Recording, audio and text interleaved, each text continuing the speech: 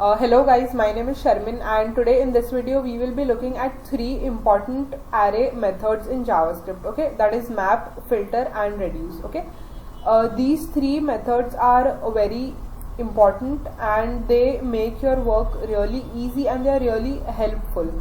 So yeah, without wasting time, let's go to VS Code and see each of these methods and understand how each of them work.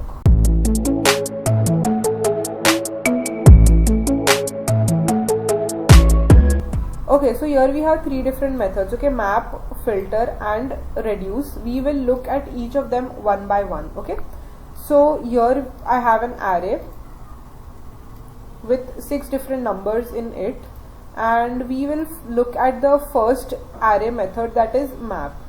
So what map says over here is, let's look at map first.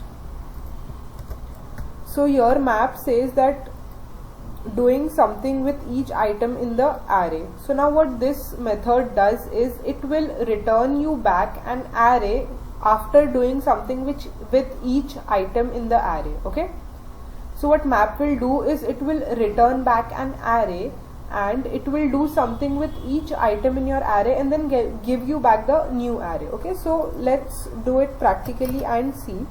So what exactly happens over here is, when we call the map method, okay, so always remember your map method, it takes in a function, right? So it expects a function. So here we have a function, right? Now here you enter each number inside of your array, right? What this over here does is this will take in each number from your array and you can return num into 2, for example. You save this and let's store the value that we get back inside a constant and see what we actually get back. Okay, so new array equal to, and let's log this new array. When we save, can you see we get back our numbers, we get back an array. Okay, here each item of the array is multiplied by 2, right? 2 into 2 is 4, 3 into 2 is 6, and then 5 into 2 is 10 and so on, right? So this is what our map method is used for. Now let's do the same thing using for each. Okay, you can do the same thing using for each as well, right? But why do we use map in place of for each? We will see that. Okay, so let's comment this for now and do the same thing using for each method, right? Our array method, that was for each, which was used to loop through our array, okay, which was pretty much same to our for loop, right? So if you guys don't know the for each method, then I have a video on for each. Okay, you can go and watch that. I'll put the link in the description box below. Okay, so here if we do the same thing using for each, what we would do is we would call the for each method over here, and then this for each also expects a function, callback function. Then here we put in number, and what we have to do over here is we would have had to define an array. Okay, so const new array equal to empty. Okay, we need to have an empty array, and then here what we need to do is we would have to push in to our new array dot push, and what we would have to push is num into 2, and you save, and let's log our new array.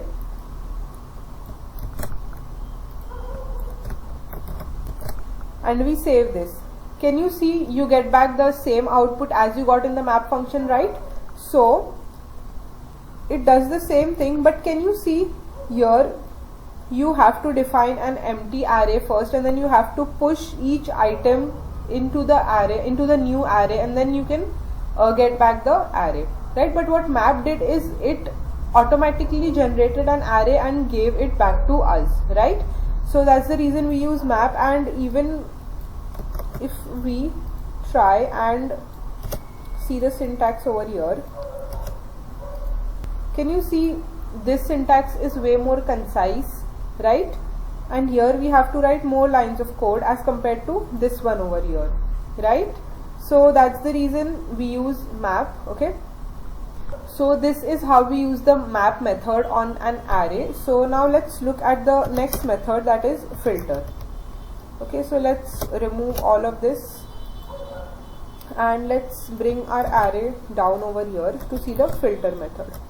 Now what the filter method says over here is it keeps item that return true. Now what this exactly will do is it will return us an array with the items which are true to your condition. Okay, so it's a bit confusing. We will do it practically and see how it actually works. So here what we can do is on our array we can call the filter method. Okay, let's filter, and again here it expects a function, right, our filter method. So here we enter our number and here we say return num which is greater than 10, for example. And here also we save our output to a constant, for example new array again over here, and let's log our new array. And when we save, can you see we get only 3 numbers back, that is 20, 30 and 50, because they are greater than 10. And now for example if you use the less than sign and we save, can you see we get only 2, 3 and 5 back, right? This becomes so easy, right?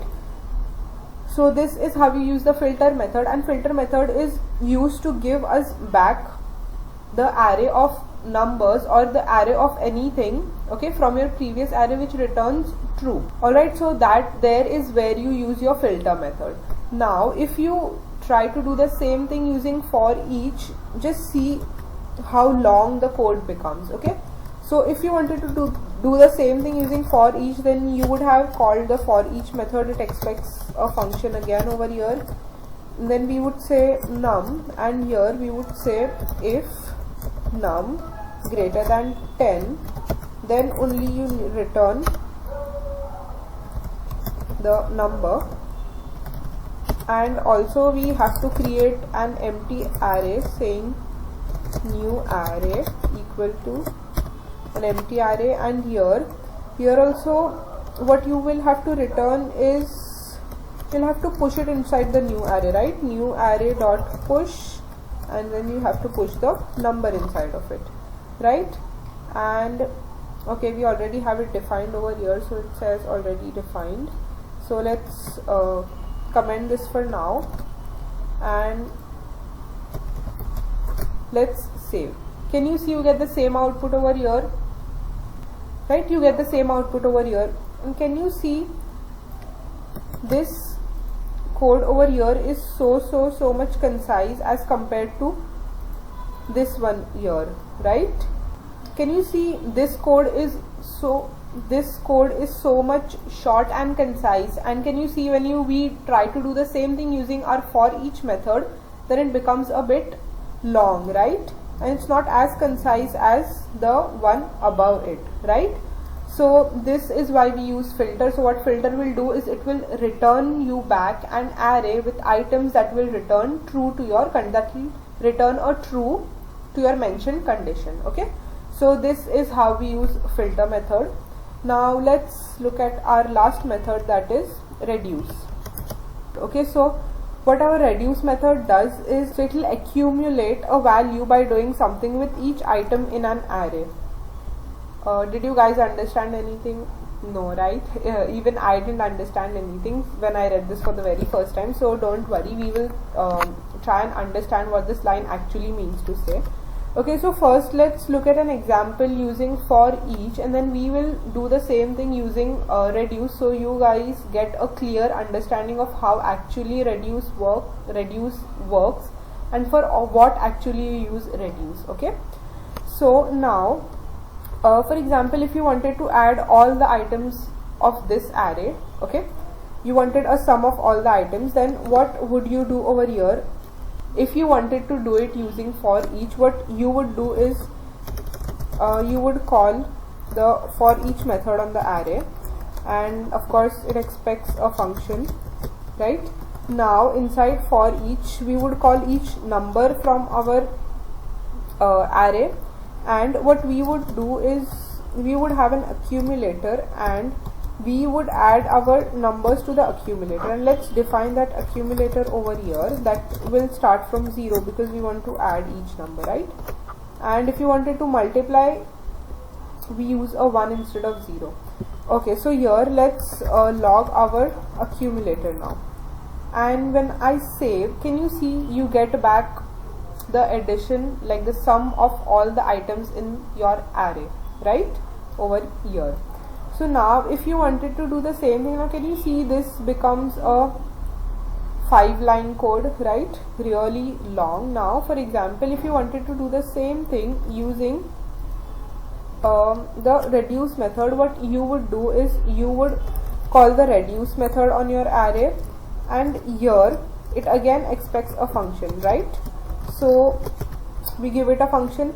Now if you guys are wondering that what is this that I'm using with the arrow and stuff, then these are arrow functions which were introduced in JavaScript ES6.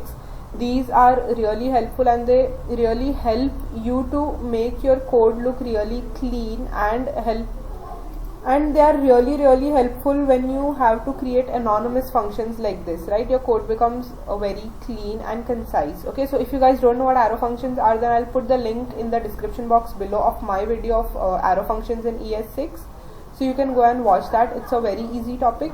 Just watch the video once and you will understand it. So yeah, let's continue now. What reduce function does is it takes an accumulator and it takes the current number. Okay, that is our number in the, it takes an accumulator and it takes the current number, that is each number of our array, right? So what you can do over here is you can tell it to return accumulator, okay, plus equal to and then the current number, and here let's save it into a new array for example, and here let's assign the value to a new array. And when you save, can you see you get the same output that you got over here that we did using for each, right? So this is how you do it using the reduce method.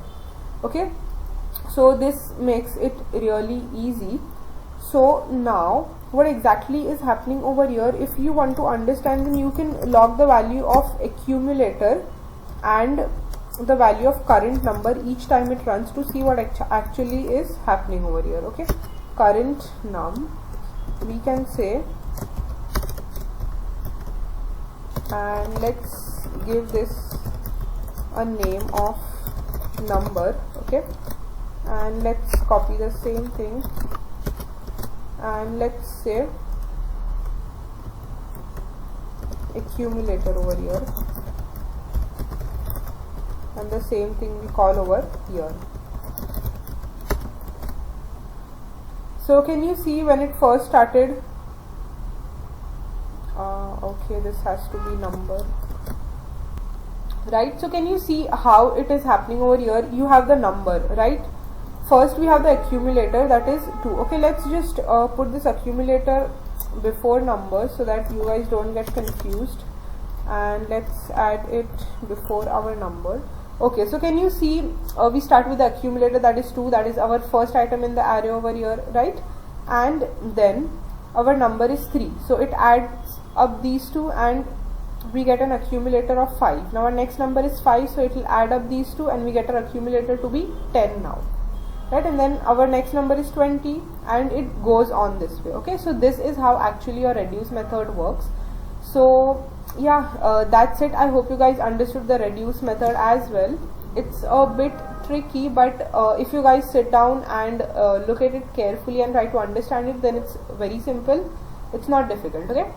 Okay, so these were the 3 array methods, that is map, filter and reduce. So let's do a revision of what we exactly did and what these three functions do. So here the map function, what it does is it will do something with each item in your array and then return a new array, right? What filter will do is it will return back an array with items which return true to your condition, okay? And what our reduce method did is it takes in an accumulator and your each item as an input to its function, and then it will keep on adding it, right? So what it actually did over here is you saw here, right? So just console log things if you don't understand, okay, and things will get clear. So yeah, that's it for today, and I hope you guys understood all the three methods. And if you guys have any confusion, you can post them down in the comments below, or also DM me on Instagram. I reply there as well. So yeah, thank you so much for watching, guys, and if you got something out of this video, do not forget to drop a like and also subscribe to my channel. I'll be coming up with videos related to web development frequently. So yeah, thank you so much for watching and have a good day, and let's meet in the next video. Bye guys.